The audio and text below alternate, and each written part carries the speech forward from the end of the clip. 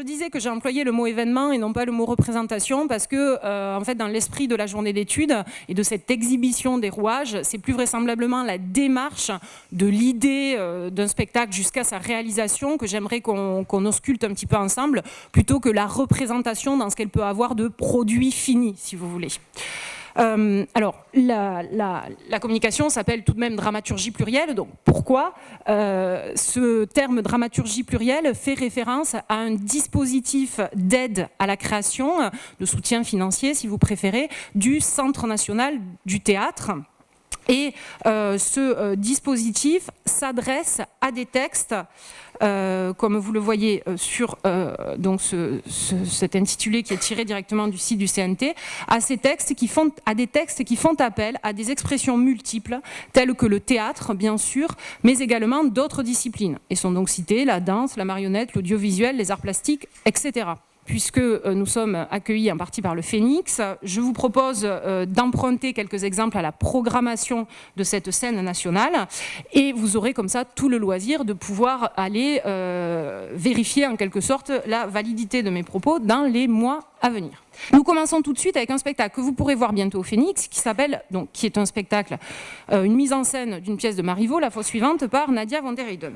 L'affiche semble donc nous dire que Nadia van der Eyden est auteure du spectacle finalement au même titre que Marivaux et la création du spectacle serait donc le résultat de deux temps, de deux composantes, une pièce écrite par un auteur, mort en l'occurrence ici, et un spectacle imaginé par une artiste, Nadia van der Eyden.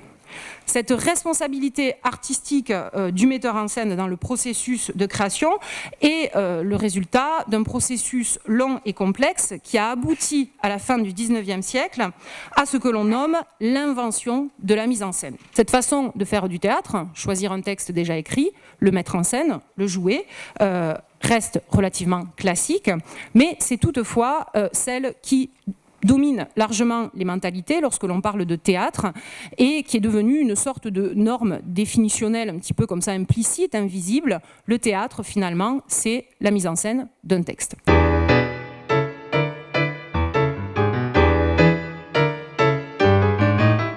Ce que je vous montre aujourd'hui est encore vraiment en chantier, ça n'est pas terminé, c'est encore en réflexion. Il y a plein d'endroits où je ne suis pas sûr de ce que j'avance et il y a plein d'endroits où j'aimerais bien être... c'est véritablement pas terminé et je ne sais pas encore comment adresser certains problèmes. On entre là, à ce moment-là, on entre dans le vif du sujet, c'est-à-dire les droits d'auteur. Les droits d'auteur, donc, comment ça marche ? Donc là, paf, tout le monde est plongé dans la plus grande confusion, y compris moi, en dépit du fait que je viens de passer quand même 2 ans à me poser la question comment ça fonctionne. Comment ça marche, les droits d'auteur ? Et d'ailleurs, peut-être en premier lieu, première question, à quoi ça sert en fait ? Eh bien, pour essayer d'avoir des éléments de réponse à la question les droits d'auteur, à quoi ça sert ?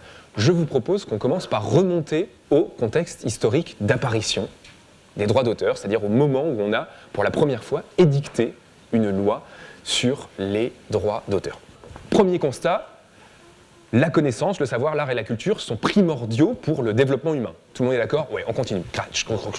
Donc, deuxième constat, qui découle du premier, il faut encourager le travail intellectuel, la création et la circulation des idées, puisque c'est primordial pour le développement humain. Ok, pas de problème, on continue, Et enfin, troisième et dernier constat, pour encourager le travail de création intellectuelle, il faut rémunérer les auteurs. Le législateur s'est aperçu qu'entre une œuvre ici et un public là qui désire y accéder, le public, pour arriver jusqu'à l'œuvre, il ne peut emprunter que 2 chemins, grosso modo, que 2 procédés, le procédé de reproduction ou le procédé de représentation. Et en fait, c'est assez astucieux parce que, par exemple, prenons l'exemple d'un morceau de musique, est-ce que, en tant que spectateur, on peut accéder à un morceau de musique, autrement dit, écouter ce morceau de musique, autrement que par la médiation d'un procédé de reproduction ou de représentation, autrement que qu'en l'écoutant sur un disque, un ordinateur, un lecteur MP3, ou que en l'écoutant via une télédiffusion ou une représentation en direct et en public. Eh ben, enfin, j'en sais rien, mais moi, j'ai pas trouvé. Donc, c'est quand même assez astucieux, effectivement, de circonscrire l'accès aux œuvres à ces 2 procédés, reproduction et représentation. Et donc, tout simplement, on veut interdire l'accès aux œuvres, eh bien, on va interdire l'accès, l'utilisation de la mise en œuvre de ces procédés de reproduction et de représentation. En quoi rémunérer un auteur pendant 70 ans après sa mort ? lui permet, va l'inciter à travailler ou va lui fournir de meilleures conditions de travail.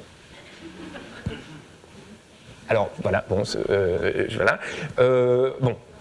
Ceci dit, c'est un questionnement auquel j'ai des éléments de réponse, puisque j'observe qu'on a tendance à légitimer cette histoire de délai post-mortem par analogie avec l'héritage. C'est-à-dire que, grosso modo, on considère que les auteurs n'ont pas perçu toute la rémunération qui leur était due de leur vivant, et que le solde qui leur est dû, en fait, va être touché par leurs héritiers. Il est quand même cocasse de noter que, justement, les droits de Maurice Ravel, en 1995, étaient à quelques mois de tomber dans le domaine public, et que du coup, ce rallongement providentiel de la durée de protection, on estime que ça représentait un gain cumulé pour les ayants droit de Maurice Ravel de plusieurs centaines de millions d'euros. Pour des gens qui ne sont là, manifestement, pas les auteurs eux-mêmes.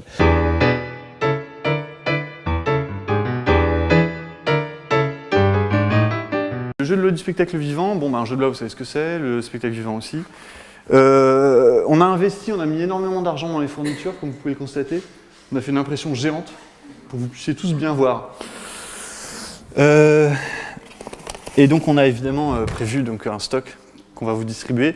Je ne pense pas qu'il y en aura un pour tout le monde, non, loin de là. Il va falloir partager, et en plus nous les rendre à la fin parce qu'on les vend. Alors, qu'est-ce que c'est? Bon, c'est un jeu de loi. La commande, c'est un travail de commande. Tiens, c'est intéressant, c'est un vrai travail de commande. C'est-à-dire qu'un programmateur, il y a quelques années, il nous a dit « Ah, ce serait sympa que vous fassiez un jeu de loi. Sur quoi? Non, bah, je sais pas ce que vous voulez, mais un jeu de loi. » Bon, d'accord, bah, donc on a fait ça. Comment ça s'est produit? On a écrit des textes qui expliquaient un petit peu les différentes étapes qui structurent le parcours d'un artiste qui veut réaliser un projet artistique. Attention, c'est un outil à prendre avec des pincettes. Il répond à un cahier des charges qui est celui du jeu et qui du coup crée, comme je le disais, une surdétermination et n'est pas forcément le résultat de la façon dont on théoriserait notre rapport au spectacle. Maintenant, ceci étant dit, arrêtons de nous prendre la tête, on va jouer. Étape 1, je vous lis les étapes, vous les avez sous les yeux. Écriture du projet. Étape 2, essai. Étape 3, montage du dossier et budget. Étape 4, recherche de partenaires. Étape 5, recherche de subsides, l'argent, le flouze, les moyens. C'est ce que Julien définissait comme les moyens tout à l'heure, mais de façon un peu plus large, quoi. Étape 6, phasage du calendrier, c'est un terme pédant pour dire le planning, l'agenda. Étape 7, résidence. Étape 8, étape de travail. Étape 9, communication. Étape 10, invitation de professionnels. Étape 11, la première fois on joue, quoi. Étape 12, la relance. La relance, c'est quand on rappelle les professionnels pour leur dire alors, ça vous a plu, c'est intéressant, vous voulez pas le programmer? Étape 13, la diffusion, les stratégies de diffusion, comment on fait pour que cet objet tourne. Étape 14, tourner, ça se passe de commentaires. Allons-y, on va commencer à jouer. 1, 2, 3, 4, 5, voilà. Écriture du projet. Vous prenez trop, donc on lit, on arrive à la case 5, on lit. Vous prenez trop rapidement en compte les impératifs de production, le projet est plombé, le jus artistique s'épuise brusquement. Vous êtes tous, vous repérez sur le truc, vous voyez quelle case je suis en train de lire? Ah, voilà. Retournez étape 1. Bon, bah, que se passe-t-il? Je retourne étape 1, puisque j'ai perdu, entre guillemets. Ça peut être extrêmement long, une partie moyenne dure 6 heures. Mais c'est comme ça.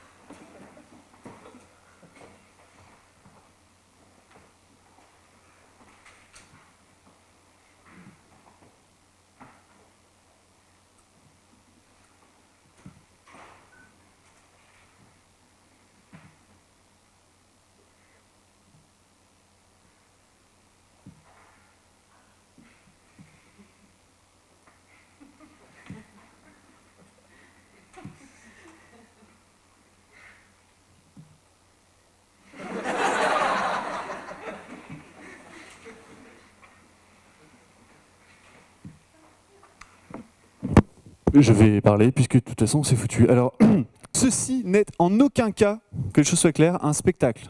Hein, ni un work in progress, ni une pecha-kucha, ni une étape de travail ou un showcase. Je vais seulement vous parler d'un projet de spectacle qui s'appelle Corps diplomatique. Au-dessus, c'est mon nom. Je ne suis pas tout à fait sur la prononciation, mais c'est ça. Corps diplomatique, dont la première aura lieu le 12 mars 2015. 2015, ok ? Donc dans 13 mois. C'est beaucoup de temps, mais en fait, c'est très peu.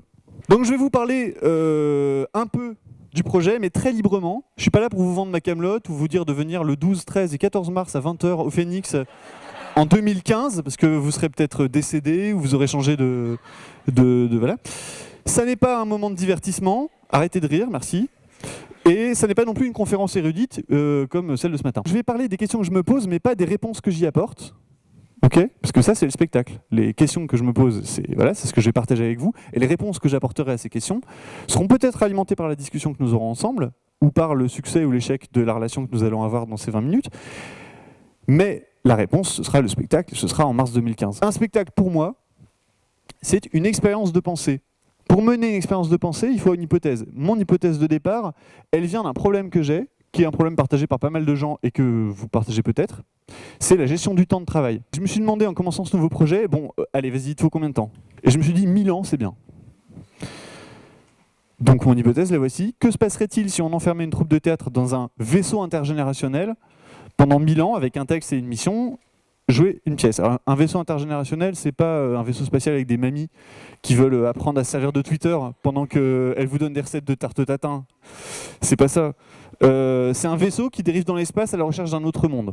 Vous allez me dire, qu'est-ce qui se passe dans un vaisseau intergénérationnel ? Donc commençons à étudier cette expérience de pensée. Hein. Bah, on meurt. C'est con. C'est con, on meurt. C'est-à-dire, la durée de vie, dans le meilleur des cas, 102, 105 ans, puis ça se gâte à partir de 90, 95, c'est quand même moins intéressant. Enfin, bon.